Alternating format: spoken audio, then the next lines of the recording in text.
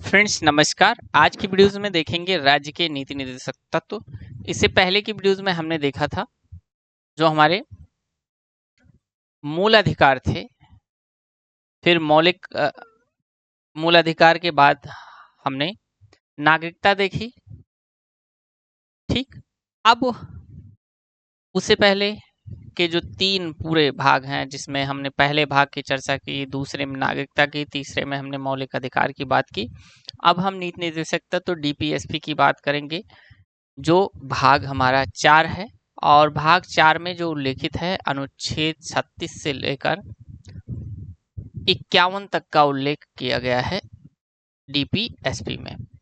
DPSP का संबंध अगर हम बात करें तो इसका जो स्रोत है स्पेनिश आयरिश संविधान के अनुच्छेद 45 से जो है ये प्रेरित है। न्यायालय में परिवर्तनीय नहीं है, यानी डीपीएसपी में जितने भी आर्टिकल्स दिए गए हैं, जितने भी अनुच्छेद हैं और जितने भी पॉइंट्स का उल्लेख किया गया है, उनको हम किसी भी पॉइंट्स को यदि सरकार उस पर कार्य नहीं करती तो हम जो है न्यायालय में उसके खिलाफ जो है जाकर चुनौती नहीं दे सकते। तो ये न्यायालय में परिवर्तनीय नहीं है, इस बात का ध्यान रखें। लेकिन डीपीएसपी इस बात का उल्लेख करता है कि राज्य में जो नीति निर्देशक तत्व हैं इस बात को बताते हैं कि राज्य का ये कर्तव्य होगा कि ये सारी चीजें करे जिससे राज्य हित, समाज हित और देश हित में कार्य हो सके। ठीक, अब उद्देश्य क्या है इस डीपीएसपी का? सामाजिक आर्थिक लोकतंत्र की स्थापना करना इसका मूल उद्देश्य है डीपीएसपी, जो सरकार के द्वारा किया जाएगा। प्रमुख विद्वानों के कथन के अनुसार भारतीय संविधान की नवीन विशेषता यानी नॉवेल फीचर्स, डॉक्टर अंबेडकर जो है डीपीएसपी को कहते हैं संविधान की आत्मा। ग्रेनविल ऑस्टिन जो है इसे संविधान की आत्मा कहते हैं। डीपीएसपी एक चेक जो बैंक की सुविधा अनुसार देय है। इस बात को प्रोफेसर केटी शाह कहते हैं कि डीपीएसपी केवल एक चेक है, जो बैंक अपनी सुविधा के अनुसार दे सकता है, नहीं भी दे सकता है। यानी राज्य जो डीपीएसपी में उल्लेखित जो पॉइंट्स हैं, विचार हैं, जो बिंदु दिए गए हैं, उस पर राज्य चाहे तो उसको इम्प्लीमेंट कर सकती है, राज्य चाहे तो इम्प्लीमेंट नहीं कर सकती। इसलिए ये बैंक का एग्जाम्पल्स देते हैं केटी शाह महोदय। लक्ष्य तथा आकांक्षाओं का घोषणा पत्र, केसी व्हीयर महोदय कहते हैं कि डीपीएसपी लक्ष्य और आकांक्षाओं की घोषणा का एक पत्र है। ठीक, घोषणा पत्र है। इसमें पवित्र आकांक्षा, सर आइवर जेनिंग्स कहते हैं इसे कि पवित्र आकांक्षा है ये। डीपीएसपी के वर्गीकरण की बात करें तो डीपीएसपी का वर्गीकरण समाजवादी सिद्धांत, गांधीवादी सिद्धांत, उदारवादी या बौद्धिक सिद्धांत के आधार पर 3 भागों में इनको जो वर्गीकृत किया गया है। समाजवादी सिद्धांत और गांधीवादी सिद्धांत जो हैं दोनों एक दूसरे के समान हैं। समाजवादी सिद्धांत में अनुच्छेद 38, 39, 39A, 41, 42 यहाँ पर और 43 का 47, और इसमें गांधीवादी में 40, 43 और 43 का 46 और 48। फ्रेंड्स क्षमा चाहते हैं, इसमें जो गांधीवादी सिद्धांत और समाजवादी सिद्धांत की बात कही जा रही है तो इसमें अनुच्छेद केवल 43 और अनुच्छेद 47 जो है, किसके? अनुच्छेद 43 और 47 दोनों एक दूसरे के समान है, क्योंकि 43 और 47 दोनों का उल्लेख इसमें दोनों में किया गया है। इसके बाद उदारवादी और बौद्धिक सिद्धांत, जिसमें 44, 45, 48, 48 का 49, 50 और 51 सम्मिलित किया गया है। ठीक, पूरे प्रमुख विषय वस्तु को समझेंगे और पूरे अनुच्छेद को समझेंगे कि क्या है पूरा। तो भाग 36 भाग आपके 4 में डीपीएसपी हम पढ़ रहे हैं, जिसमें पहले अनुच्छेद जो इसका भाग का पहला अनुच्छेद यानी अनुच्छेद 36 है, राज्य की परिभाषा के बारे में बताता है। अनुच्छेद 12 जो भाग 3 में परिभाषा कहा गया है, उसी परिभाषा का जो है यहाँ पर उल्लेख भी किया गया है। 37 में डीपीएसपी न्यायालय द्वारा निष्पादित नहीं है, इस बात का उल्लेख है। 38 में जन कल्याण के लिए सामाजिक न्याय को बढ़ावा देने की बात कही गई है। 38(1) में कहा गया है किस तरह के सामाजिक आर्थिक राजनीतिक न्याय मिले सबको, इस बात का उल्लेख किया गया है कि राज्य का यह कर्तव्य होगा कि सभी को सामाजिक आर्थिक और राजनीतिक न्याय प्रदान करे। 38 बी में कहा गया है कि आय असमानताओं को कम करे।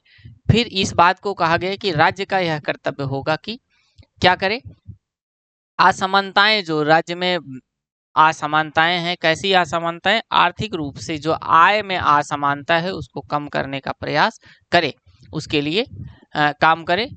फिर 39 में उल्लेखित है, 39 बहुत ही महत्वपूर्ण है, राज्य के अनुसरण हेतु नीति सिद्धांत है कि राज्य को इन चीजों का अनुसरण करना चाहिए। तो 39 ए में कहा गया है पुरुष व स्त्रियों के लिए आजीविका का प्रावधान करे। राज्य आजीविका जीवन जीने के लिए पुरुषों और स्त्रियों के लिए क्या करे, आजीविका का साधन उपलब्ध कराए। 39 बी में कहा गया है संसाधन व स्वामित्व का वितरण करें। 39 सी में कहा गया आय व उत्पादन का विकेंद्रीकरण करें। फिर 39 डी में कहा गया समान कार्य समान वेतन। 39 बहुत ही महत्वपूर्ण है, 39 डी सामान्य कार्य के लिए सामान्य वेतन का उल्लेख 39 डी में किया गया है कि पुरुष हो या महिला हो या कोई व्यक्ति हो, ठीक, जो व्यक्ति समान कार्य कर रहा है उसको समान वेतन मिलना चाहिए, किसी भी तरह से कोई पायरेसी या कोई भी भेदभाव नहीं होना चाहिए। 39 ई कहता है जोखिम पूर्ण या जो है प्रावधान की बात करता है 39, ठीक है, जूम कर दे रहे हैं, थोड़ा सा दिखाई देगा आपको। 39 ई कहता है कि जोखिम पूर्ण व्यवसाय से संरक्षण करें। 39 एफ कहता है बच्चों के लिए बेहतर माहौल प्रदान करें, यानी स्कूल वगैरह जो खोले, आसपास के जो क्षेत्र हैं बच्चों के लिए जो है विशेष बेहतर सुविधाओं का जो है प्रावधान करे, सरकार का यह कर्तव्य होगा। फिर 39 का में इस बात का उल्लेख किया गया निःशुल्क विधिक सहायता, यानी विधिक सहायता प्रदान करे। कोई गरीब व्यक्ति है तो उसको सहायता लेने में, कानूनी सलाह लेने में कोई प्रॉब्लम ना आए, इसके लिए विधिक निःशुल्क विधिक सहायता का प्रावधान करने का विचार दिया गया है। 40 आता है, 40 में ग्राम पंचायत का उल्लेख है, वेरी वेरी इंपॉर्टेंट। 40 में क्या है, ग्राम पंचायतों का उल्लेख है। फिर 41 में काम शिक्षा व सार्वजनिक सहायता की बात कर रहे हैं। 42 में काम की न्याय संगत दशा व प्रसूति सहायता, प्रसूति सहायता 42 में है, ठीक है, ध्यान रखें। काम की न्याय संगत दशा और प्रसूति के लिए, यानी जो गर्भवती महिलाएं हैं उनको जो सहायता प्रदान किया जाता है, जैसे उनके लिए न्यूट्रिशंस की व्यवस्थाएं जो होती हैं अलग अलग, और कुछ पैसे वगैरह जो मिलते हैं, ये सारी चीज़ें 42 अनुच्छेद के तहत दी जाती हैं। इसके बाद सबसे जो इम्पोर्टेंट आर्टिकल्स है वो है 43 नंबर आर्टिकल, जिसमें निर्वाह योग्य मजदूरी की बात कर रहे हैं। 43 का में कहा गया है उद्योग प्रबंधन में श्रमिकों की भागीदारी सुनिश्चित करें। 43 खा में कहा गया है सहकारी समितियों को बढ़ावा दिया जाए, ठीक। फिर जो महत्वपूर्ण आर्टिकल है 44 नंबर आर्टिकल्स कह रहा है कि समान नागरिक संहिता, यानी सिविल संहिता की बात कर रहा है 44 में। फिर 45 नंबर 0 से 6, यानी 0 से 6 वर्ष के बच्चों को शिक्षा व देखभाल का प्रावधान किसका होगा, सरकार का होगा, इस बात की पुष्टि कर रहा है। फिर 46 में कह रहा है SC ST व अन्य कमजोर वर्गों के हितों की अभिवृद्धि के लिए सरकार का यह दायित्व होगा कि SC ST के जो कमजोर वर्ग के लोग हैं उनके हित को ध्यान में रखते हुए उनके लिए अलग से कुछ प्रावधान किया जाए। फिर 47 नंबर कह रहा है पोषण स्तर व जीवन स्तर में सुधार लाने के लिए, जैसे मिड डे मील योजनाएं ये आ रही हैं, तो ये इसी का पार्ट है 47 का। 49 नंबर प्रश्न आर्टिकल 49 कह रहा है कि राष्ट्रीय महत्व के स्मारकों का संरक्षण। 50 कह रहा है न्यायपालिका व कार्यपालिका का पृथक्करण कैसे किया जाए। इसके बाद 51 कह रहा है कि अंतर्राष्ट्रीय शांति व सुरक्षा प्रदान करें, ठीक। राज्य क्या करे, राज्य के अंतर्राष्ट्रीय सुरक्षा और शांति बनाए रखने का काम राज्य का है और ये राज्य करता रहे, ठीक है। अब प्रमुख संविधान संशोधन किए गए हैं, उन संविधान संशोधनों को एक बार देखते हैं। 42वां संविधान संशोधन जो 39 का, 43 का और 48 का से जुड़ा हुआ है। 48 का में पर्यावरण संरक्षण के विषय में बताया गया है। 44वां संशोधन 38(2) में है। 86वां संविधान संशोधन जो विषय वस्तु में परिवर्तित, 86वां संविधान संशोधन 2002 जिसमें 45वां संविधान अनुच्छेद 45 में संशोधन किया गया है। इसके बाद 97वां संविधान संशोधन जो 43(b) से संबंधित है। अब हम बात करेंगे यहाँ पर 45 नंबर आर्टिकल में क्या था। तो 45 नंबर 0 से 6 वर्ष के बच्चों के शिक्षा और देखभाल की बात जो है सरकार करेगी, ये बात कही गई। और इसी 45 में 86वां नंबर संशोधन की बात 2002 में करके 6 से 14 वर्ष के बच्चों को निःशुल्क और अनिवार्य शिक्षा की बात कही गई कि सरकार का यह कर्तव्य होगा, कर्तव्य ही नहीं है, दायित्व होगा कि जो है क्या करे, 6 से 14 वर्ष के बच्चों को निःशुल्क शिक्षा प्रदान करे। ठीक। मौलिक अधिकार वर्सेस डीपीएसपी की अगर बात करें तो मौलिक अधिकार परिवर्तनीय होते हैं, यानी ये न्यायालय में इनको चुनौती दिया जा सकता है। और डीपीएसपी अपरिवर्तनीय होते हैं, यानी न्यायालय में इनको चुनौती नहीं दिया जा सकता। मौलिक अधिकार व्यक्ति केंद्रित होते हैं, पार्टिकुलर अलग अलग भारत के प्रत्येक व्यक्ति पर, ये भारत के प्रत्येक नागरिक पर लागू होते हैं। ठीक। और डीपीएसपी क्या होता है, समूह केंद्रित होता है, यानी संपूर्ण सरकार प्रणाली पर लागू होता है। निजी व्यक्तित्व पर मौलिक अधिकारों का प्रभाव देखा जाता है, जबकि डीपीएसपी का प्रभाव राज्य पर सकारात्मक होता है। ठीक। निजी व राज्य पर प्रतिबंधित होता है और यहाँ दायित्व का निर्वहन, राज्य का सकारात्मक दायित्व दिखाने का प्रयास करता है डीपीएसपी। लोकतंत्र व नागरिक अधिकार है। मौलिक अधिकार एक लोकतांत्रिक और नागरिक अधिकार है, जबकि डीपीएसपी एक सामाजिक और आर्थिक लोकतंत्र के विषय में बताने का प्रयास करता है। ध्यान रखिए। इसके बाद हम बात करेंगे जो हमारा डीपीएसपी की क्या उपलब्धियां हैं। काम करने का अधिकार, जिसमें मनरेगा 2005 में शुरू किया जाता है और ये डीपीएसपी की उपलब्धि है। शिक्षा का अधिकार, निःशुल्क व अनिवार्य बाल शिक्षा जो 2009 में आई, 2010 में पूरे भारत में लागू की गई। ठीक। 2010 में अधिनियम शिक्षा अधिकार अधिनियम 2009 के तहत। महिला सशक्तिकरण प्रसुविधा जो अधिनियम 1961 आया, इसके तहत महिलाओं को जो है अब एम्बुलेंस अवेलेबल हो जाता है। उनको जो गर्भवती महिलाएं होती हैं उनको निःशुल्क रूप से जो है जच्चा बच्चा की देखरेख के लिए भी प्रावधान किया गया। पर्यावरण संरक्षण की बात, वन्यजीव संरक्षण अधिनियम 1972, जैव विविधता अधिनियम 2002 पर्यावरण संरक्षण के लिए प्रावधान किया गया। पंचायती राज व्यवस्थाओं का गठन किया गया। पंचायत अनुसूचित क्षेत्रों तक विस्तार किया गया अधिनियम 1996 के तहत। 73वां और 74वां संशोधन पंचायती राज, 73वां ग्राम पंचायत और 74वां संशोधन जो है नगर पंचायत से संबंधित है, इन्हें आप ध्यान रखें। मौलिक अधिकार वर्सेस डीपीएसपी से संबंधित प्रमुख वाद क्या क्या रहे हैं, दोनों में अलग अलग वाद विवाद रहे हैं। तो मामले क्या थे, चंपकम दोराई रोजन जो मामला था 1951 में आया, जिसमें मूल अधिकार डीपीएसपी से ऊपर बताया गया।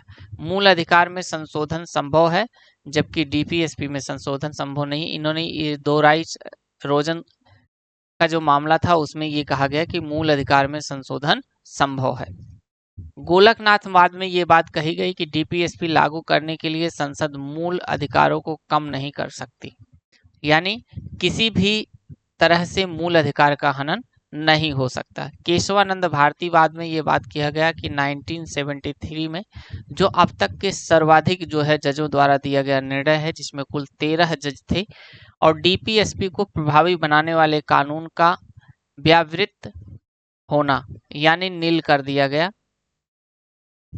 इसके बाद मिनर्वा मिल्स मामला आता है, जिसमें मूल अधिकार और नीति निर्देशक तत्व दोनों को बराबर मान लिया गया है और एक दूसरे का पूरक मान लिया गया है। 1980 में ये बात कही गई, मिनर्वा मिल्स मामला आता है, उसमें ये बात कही गई कि मूल अधिकार और नीति निर्देशक तत्व दोनों बराबर हैं और दोनों एक दूसरे के लिए कार्य करते हैं, दोनों एक दूसरे का पूरक भी हैं। तो ये बात काफ़ी हद तक ठीक भी है, क्योंकि सरकार जो है बहुत सारी नीतियाँ जो है जनता के लिए, जनता के हित के लिए, देश के हित के लिए, राज्य के हित के लिए करती है, तो वो कहीं ना कहीं नागरिकों पर उनका प्रभाव देखने को मिलता है। ठीक, अब इसके बाद हमारा आता है मौलिक कर्तव्य। मौलिक कर्तव्य बहुत ही महत्वपूर्ण यहाँ पर टॉपिक्स है। मौलिक कर्तव्यों को बिल्कुल इसी में समाहित कर देते हैं नेक्स्ट वीडियोस, ताकि लाना ना पड़े। संविधान का अनुच्छेद भाग 4 का में मौलिक अधिकार का उल्लेख है, मौलिक कर्तव्य का उल्लेख है। अभी हमने डीपीएसपी में हमने पढ़ा नीति निर्देशक तत्व, तो अब हमारे आते हैं कर्तव्य। कर्तव्य में जो है यह कर्तव्य स्वर्ण सिंह समिति की सिफारिश पर 42वें संवैधानिक संशोधन 1976 के सुझाव पर जो है लाया गया। इसमें 8 प्रकार के सुझाव दिए गए। मूलतः मौलिक कर्तव्य जो लिए गए, इसका स्रोत था तो पूर्व सोवियत संघ जो रूस है, वहां से मूल कर्तव्यों को जो है लिया गया है। मूल कर्तव्य अपरिवर्तनीय यानी नॉन जस्टिबल्स हैं, यानी कोई व्यक्ति यदि अपने कर्तव्य से विमुख होता है तो उसके अगेंस्ट जाकर आप जो है कोर्ट में चुनौती नहीं दे सकते कि मेरा ये कार्य नहीं हो रहा है। मौलिक कर्तव्य पूर्व में 10 थे। जब मौलिक कर्तव्य आया था, जब संविधान में जोड़ा गया था, तो उस समय मौलिक कर्तव्यों की संख्या 10 थी। बाद में 11वां मौलिक कर्तव्य जोड़ दिया गया 86वें संविधान संशोधन 2002 के द्वारा। और 86वां संविधान संशोधन 2002 किससे संबंधित है? तो निःशुल्क शिक्षा से संबंधित है, यानी 6 से 14 वर्ष के जो बच्चे हैं उनको निःशुल्क शिक्षा का प्रावधान किया गया। अब मूल कर्तव्यों को एक बार देखते हैं कि कौन कौन से मूल कर्तव्य हैं। तो पहला कर्तव्य ये होगा कि सभी संविधान, राष्ट्रध्वज और राष्ट्रगान का सम्मान करेंगे। दूसरे में कहा गया स्वतंत्रता संग्राम के आदर्शों का सजोना। सभी व्यक्ति जितने हैं, भारत के जितने नागरिक हैं, उनका यह कर्तव्य होगा कि वो अपनी स्वतंत्रता संग्राम के आदर्शों को हमेशा अपने हृदय में सजोए रखें, जिससे आवश्यकता पड़ने पर वो जो है आगे आ सके देश हित में। भारत की इसके बाद 3 नंबर कह रहा है कि भारत की संप्रभुता, एकता और अखंडता को अक्षुण्ण बनाए रखना। देश के सभी नागरिक का यह कर्तव्य होगा कि संप्रभुता, एकता और अखंडता को बनाए रखें, जिससे आपस में वैमनस्य ना फैले। 4 नंबर कह रहा है कि देश की रक्षा व राष्ट्र आंदोलन की बात हो रही है। ठीक। 5 नंबर प्रश्न कह रहा है सद्भाव और भाईचारे को बढ़ावा दिया जाए। 6 नंबर में कह रहा है कि सम्मिलित संस्कृति के समूह विरासत को सहेजना। 7 कह रहा है कि प्राकृतिक संसाधनों या वन, झील, नदी व वन पर्यावरण के विषय में बताया गया है।